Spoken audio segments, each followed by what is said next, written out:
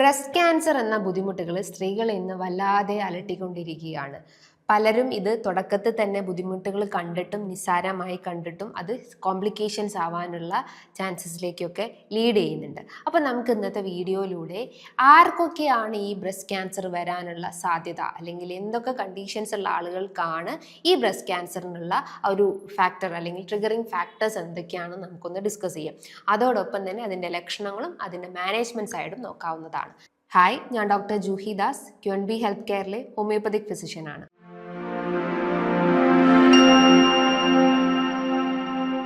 ഇന്ന് ഡെവലപ്പിംഗ് കൺട്രീസിലാണ് ഏറ്റവും കൂടുതൽ ക്യാൻസർ എന്ന ആ ഒരു മാരക രോഗം വ്യാപിച്ചുകൊണ്ടിരിക്കുന്നത്. എസ്പെഷ്യലി ലങ് ക്യാൻസർ, സ്ത്രീകളുടെ കേസ് നോക്കുമ്പോൾ ബ്രസ്റ്റ് ക്യാൻസർ, പുരുഷന്മാരുടെ കേസ് നോക്കുമ്പോൾ പ്രോസ്ട്രേറ്റ് ക്യാൻസർ, കോളോറെക്ടൽ ക്യാൻസർ, അങ്ങനെ പല രീതിയിലുള്ള വ്യത്യസ്ത രീതിയിലുള്ള ക്യാൻസർ നമ്മളെല്ലാവരെയും അഫക്റ്റ് ചെയ്തുകൊണ്ടിരിക്കുകയാണ്. പലരും ഇന്ന് ലക്ഷണങ്ങളും ഒന്നും തന്നെ മനസ്സിലാക്കാതെ അതിന് കൃത്യമായിട്ടൊരു ട്രീറ്റ്മെൻറ്റ്സ് എടുക്കാതെ മരണപ്പെടുന്നത് നമ്മൾ കണ്ടിട്ടുണ്ട്.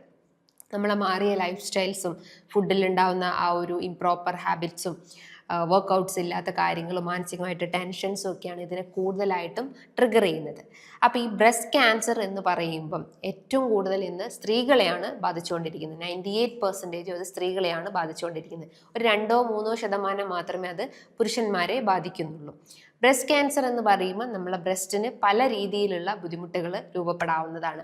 ഒന്നാമതായിട്ട് ബ്രസ്റ്റിലെ ഷേപ്പിൽ വ്യത്യാസം കാണിക്കുക, സൈസ് ചെറുതായി പോവുക, അല്ലെങ്കിൽ അതിൻ്റെ ആ ഒരു സ്ട്രക്ചറിലെല്ലാം ഷേപ്പിലൊക്കെ വേരിയേഷൻസ് കാണിക്കുക, ബ്രസ്റ്റിൻ്റെ ആ ഒരു ഭാഗത്ത് കൂടുതലായിട്ട് ചൊറിച്ചിൽ അനുഭവപ്പെടുക, ഡിസ്കളറേഷൻസ് അല്ലെങ്കിൽ റെഡ് കളർ രൂപപ്പെടുക, സ്കിൻ സർഫസ് നോക്കുമ്പോൾ ഒരു കുഴി പോലെയോ അല്ലെങ്കിൽ ഒരു ഹാർഡായിട്ട് അല്ലെങ്കിൽ ഒരു മുഴ പോലെയൊക്കെ കാണപ്പെടാവുന്നതാണ്. അതോടൊപ്പം തന്നെ നിപ്പിൽ നിന്നും ഡിസ്ചാർജസ് വരിക, നിപ്പിൽ നിന്നും പെയിൻ രൂപപ്പെടുക, നിപ്പിളിൻ്റെ ഷേപ്പ് മാറിപ്പോവുക, ഉള്ളിലേക്ക് അമർന്നു പോകുന്ന രീതിയിലൊക്കെ ഇതിൻ്റെ ലക്ഷണമായിട്ട് നമുക്ക് പറയാവുന്നതാണ്. ഏറ്റവും കൂടുതൽ ഇന്ന് ബ്രസ്റ്റ് ക്യാൻസർ ബാധിക്കുന്നത് സ്ത്രീകളെയാണ്. പുരുഷന്മാരെ വെച്ച് നോക്കുമ്പോൾ സ്ത്രീകളെയാണ് ബാധിക്കുന്നത്. ഇനി ഏതൊക്കെ കേസസ് അല്ലെങ്കിൽ വരാൻ സാധ്യതയുള്ള കേസസ് എന്ന് നോക്കുമ്പം നമ്മൾ കുട്ടികളില്ല അല്ലെങ്കിൽ 35 വയസ്സ് കഴിഞ്ഞിട്ടുള്ള ശേഷം ഫസ്റ്റ് ബേബീനെ കൺസീവ് ചെയ്യുന്ന ആളുകൾക്ക് ബ്രസ്റ്റ് ക്യാൻസർ വരാനുള്ളൊരു ചാൻസസ് ഉണ്ട്. പല പഠനങ്ങളിലും ഇതത് തെളിയിച്ചിട്ടുണ്ട്.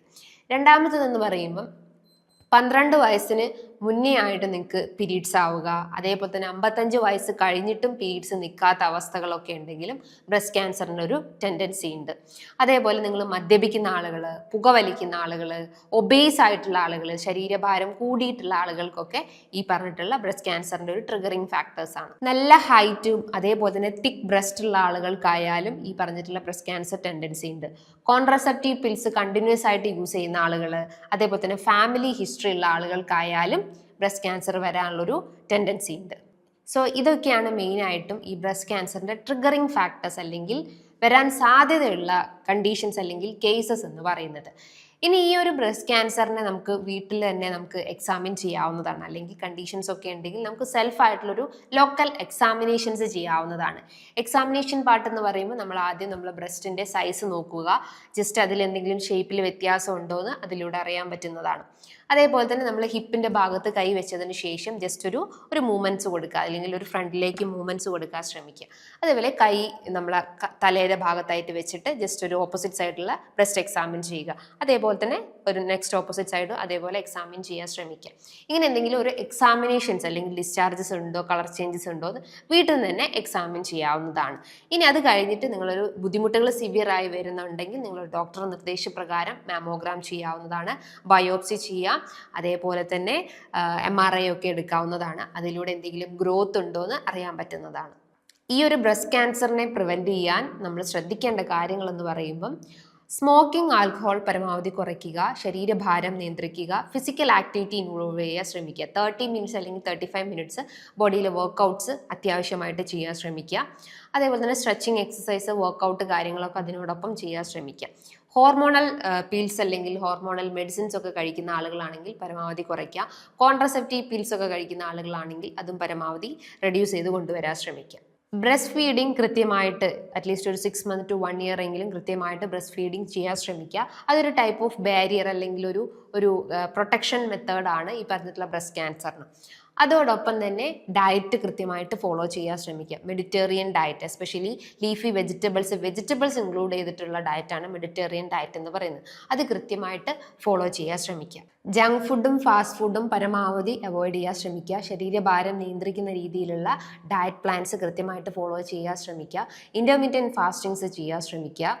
അതേപോലെ തന്നെ റേഡിയേഷൻ എക്സ്പോസ്ഡ് ആയിട്ടുള്ള കണ്ടീഷൻസ് ഒക്കെ പരമാവധി അവോയ്ഡ് ചെയ്യാൻ ശ്രമിക്കുക. ഫാമിലി ഹിസ്റ്ററി അങ്ങനെ എന്തെങ്കിലും ഉണ്ടെങ്കിൽ അത് നിങ്ങൾ ജസ്റ്റ് സെൽഫായിട്ടൊന്ന് അസസ് ചെയ്യാൻ ശ്രമിക്കുക. അതോടൊപ്പം തന്നെ ഭക്ഷണത്തിൽ ഈ പറഞ്ഞിട്ടുള്ള ഹെൽത്തി ഡയറ്റ് പ്ലാൻ കൊണ്ടുവരാൻ ശ്രമിക്കുക. ലീഫി വെജിറ്റബിൾസ് അത്യാവശ്യം കഴിക്കാം. അതേപോലെ തന്നെ ആൻറ്റി ഇൻഫ്ലമേറ്ററി ഫുഡ് ഐറ്റംസ് കഴിക്കാൻ ശ്രമിക്കുക. ഫ്രൂട്ട്സ് അത്യാവശ്യം കഴിക്കുക. പിഗ്മെൻറ്റഡ് ആയിട്ടുള്ള ഫ്രൂട്ട്സും അതേപോലെ തന്നെ വെജിറ്റബിൾസും നല്ലപോലെ ഉൾപ്പെടുത്താൻ ശ്രമിക്കുക.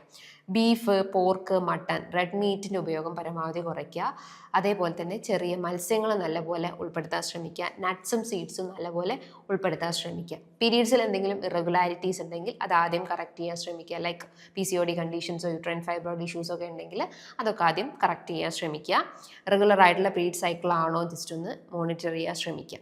അങ്ങനത്തെ കൃത്യമായിട്ടുള്ള ഒരു റൂട്ടീൻ അല്ലെങ്കിൽ ഒരു കൃത്യമായിട്ടുള്ള ഒരു പാറ്റേൺ ലൈഫിൽ കൊണ്ടുകഴിഞ്ഞാൽ തന്നെ ഈ ബുദ്ധിമുട്ടുകൾ ഒരു പരിധി വരെ നമുക്ക് പ്രിവെൻറ്റ് ചെയ്യാൻ പറ്റുന്നതാണ്. നിങ്ങൾക്ക് ബുദ്ധിമുട്ടുകൾ ലക്ഷണങ്ങളായിട്ട് എന്തെങ്കിലും കാണുന്നുണ്ടെങ്കിൽ എമർജൻസി ആയിട്ട് ഡോക്ടറെ കണ്ടിട്ട് പ്രോപ്പറായിട്ടുള്ള ട്രീറ്റ്മെൻറ്റ്സ് സ്റ്റാർട്ടപ്പ് ചെയ്യേണ്ടതാണ്. നല്ലൊരു ഹെൽത്തി ലൈഫ് സ്റ്റൈൽ മെയിൻറ്റെയിൻ ചെയ്ത് കഴിഞ്ഞാൽ ഈ ബുദ്ധിമുട്ടുകൾ ഒരു പരിധി വരെ നമുക്ക് കൺട്രോൾ ചെയ്യാൻ പറ്റുന്നതാണ്. ഹെൽത്തി ലൈഫ് സ്റ്റൈൽ എന്ന് പറയുമ്പോൾ കൃത്യമായിട്ടുള്ള ഒരു ഡയറ്റ് പ്ലാൻസും അതേപോലെ തന്നെ വർക്കൗട്ടും ഡെയിലി നമ്മൾ ചെയ്ത് കഴിഞ്ഞാൽ നമ്മുടെ സെൽസൊക്കെ ഒന്ന് ആക്റ്റീവ് ആവുകയും ഈ പറഞ്ഞിട്ടുള്ള ആ ഒരു ഗ്രോത്ത് ടെൻഡൻസി പ്രിവെൻറ്റ് ചെയ്യാൻ പറ്റുന്നതാണ്. മെൻ്റൽ ഹെൽത്തും ഫിസിക്കൽ ഹെൽത്തും ഇമ്പ്രൂവ് ചെയ്യുന്ന മൈൻഡ് റിലാക്സിങ് മെത്തേഡ്സ് അല്ലെങ്കിൽ യോഗ, മെഡിറ്റേഷൻസ് ഒപ്പം ചെയ്യാൻ ശ്രമിക്കുക. പുറത്തുനിന്നുള്ള ആഹാരങ്ങളുടെ ഇൻടേക്കൊക്കെ പരമാവധി റെഡ്യൂസ് ചെയ്ത് കൊണ്ടുവരാൻ ശ്രമിക്കുക. വീട്ടിൽ നിന്ന് തന്നെ പാകം ചെയ്യുന്ന ഭക്ഷണങ്ങൾ കഴിക്കാൻ ശ്രമിക്കുക. ബ്രൗൺ റൈസ് പ്രിഫർ ചെയ്യുക. വൈറ്റ് ഷുഗർ അല്ലെങ്കിൽ വൈറ്റ് പോയ്സൺ, ഈ പറഞ്ഞിട്ടുള്ള വൈറ്റ് ഫുഡ് ഐറ്റംസ് ഒക്കെ പരമാവധി ഒഴിവാക്കുക. കലോറിഫിക് വാല്യൂ കൂടിയിട്ടുള്ള ഭക്ഷണങ്ങൾ പരമാവധി കുറയ്ക്കുക. ജങ്ക് ഫുഡിൻ്റെ ഇൻടേക്ക് പരമാവധി കുറയ്ക്കുക. അത്യാവശ്യം ബോഡി ഹൈഡ്രേറ്റ് ചെയ്യാൻ ശ്രമിക്കുക. സ്ട്രെസ്സും ആങ്സൈറ്റിയും വരുന്ന കണ്ടീഷൻസൊക്കെ ഉള്ള സമയത്ത് മാക്സിമം ബോഡീനെ കാമാക്കുന്ന കാര്യങ്ങൾ ചെയ്യാൻ ശ്രമിക്കുക. അതേപോലെ നിങ്ങൾ ഉറക്കം കൃത്യമായിട്ട് മെയിൻറ്റെയിൻ ചെയ്യുക. അറ്റ്ലീസ്റ്റ് ഒരു 7 to 8 hours അല്ലെങ്കിൽ 6 to 7 hours എങ്കിലും സ്ലീപ്പ് സൈക്കിൾ മെയിൻറ്റെയിൻ ചെയ്യാൻ ശ്രമിക്കുക. ഇതൊക്കെ നമ്മൾ ഡെയിലി ബേസിസിൽ ഫോളോ ചെയ്ത് കഴിഞ്ഞാൽ ബുദ്ധിമുട്ടുകൾ ഒരു പരിധി വരെ നമ്മളെ ബോഡീനെ അറ്റാക്ക് ചെയ്യില്ല. ഇനി ഇതുമായി ബന്ധപ്പെട്ട് നിങ്ങൾക്ക് എന്തെങ്കിലും ഡൗട്ട്സ് ഒക്കെ ഉണ്ടെങ്കിൽ താഴെ കാണുന്ന നമ്പറിൽ കോൺടാക്റ്റ് ചെയ്യാവുന്നതാണ്. നല്ലൊരു ഹെൽത്ത് ടോപ്പിക്കുമായി വീണ്ടും കാണാം. Thank you.